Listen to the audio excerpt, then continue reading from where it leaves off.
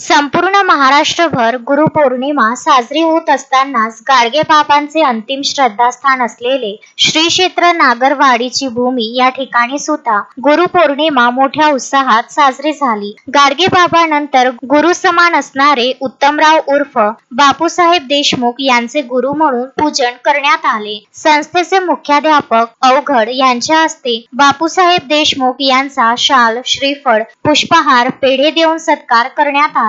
त्यानंतर श्री गाडगे महाराज बालगृह दर्यापूरचे गजानन देशमुख यांनी बापूसाहेबांच्या पायावर डोके ठेवून गुरु म्हणजेच बापूसाहेबांचा आशीर्वाद घेतला। त्या प्रसंगी उपस्थित संस्थेचे संचालक सागर देशमुख मूर्तिजापूर यांच्या हस्ते सर्वप्रथम गाडगे बाबांच्या प्रतिमेचे पूजन तथा पुष्पहार अर्पण करून कार्यक्रमाची सुरुवात झाली। नागरवाडीचे बोलता बोलता इंद्रभुवन करणारे बापूसाहेब देशमुख यांचं खूप मोठं योगदान असल्याचे प्रतिपादन गजानन देशमुख यांनी केले। ते श्री क्षेत्र नागरवाडी येथे बापूसाहेबांच्या दर्शनाकरिता आले असता त्यांनी आपले मत व्यक्त केले। त्याचप्रमाणे गाडगे बाबांच्या वेगवेगळ्या पोस्टरची निर्मिती करणारे मूर्तिजापूर येथील पेंटर गोपाल पवार यांचा बापूसाहेब देशमुख यांनी गुरुपौर्णिमेनिमित्त शाल, श्रीफळ, पुष्पहार व 500 रुपये रोख देऊन सत्कार केला। त्या प्रसंगी संस्थेचे संचालक सागर देशमुख व इतर सर्व शिक्षक कर्मचारी वृंद उपस्थित होते।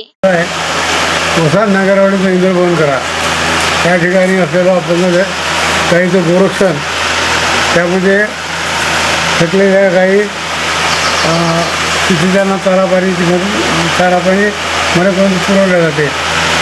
तेव्हा या गाईच्या गोरक्षणामध्ये असलेले काही चांगले जनावरं काय करावं म्हणून त्यांना इथं अभयारण्य निर्माण करण्याची कल्पना डोक्यात आली।